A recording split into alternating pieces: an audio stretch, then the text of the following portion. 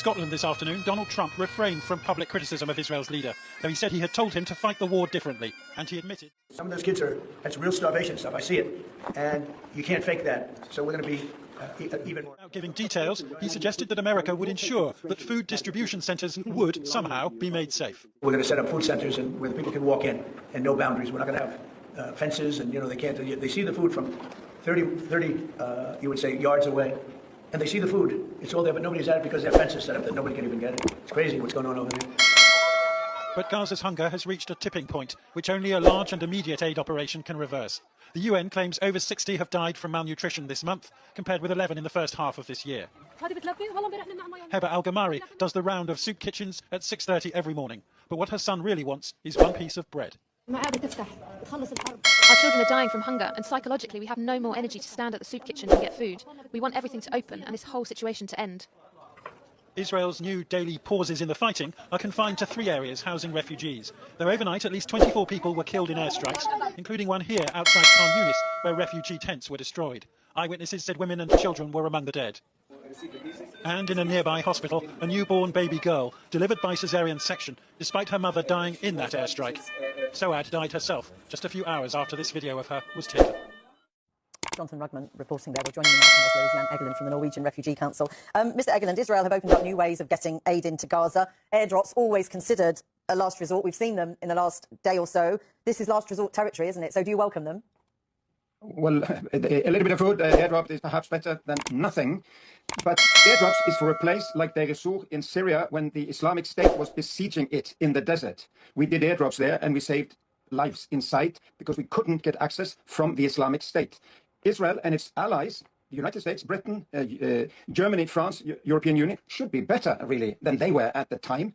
There is an easy way of feeding everybody in Gaza. It's a flat piece of land. We can go in with thousands of trucks that have been lined up for a very long time. It's for Israel, the Israeli war machine, to open the border crossings, all of them. Then there will be so much food going in that the desperation of the Palestinian teenagers is not such that they are looting whatever they can see come over. There is a solution to this, and it has not come, and it's not even come yet.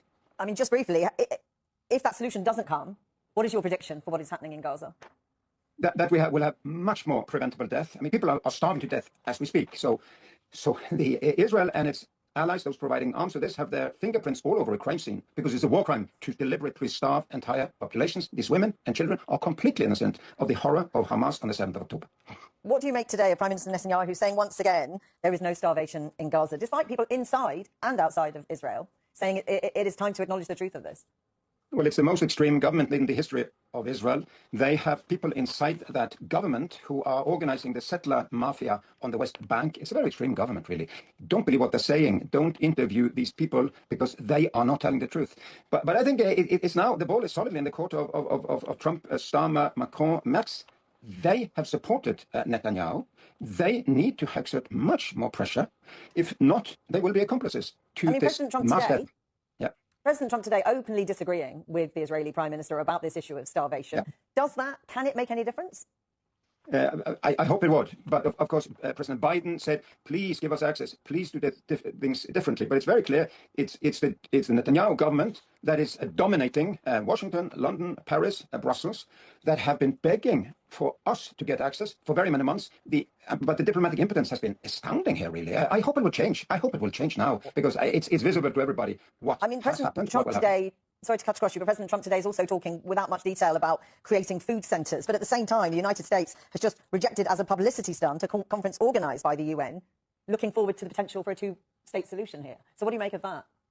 Well, there is an enormous polarization now between those who want to change the status as it is and push the parties, both the Israelis and the Palestinians, by the way, to make peace, and those who still cling on to supporting the Netanyahu government. For us, what's most important now is that we have aid workers on the ground in Gaza who have been screaming to get supplies in for 150 days and nights, and it's still not coming. The Norwegian Refugee Council is still denied access to Gaza. Okay. Some other agencies are getting it, but we're not.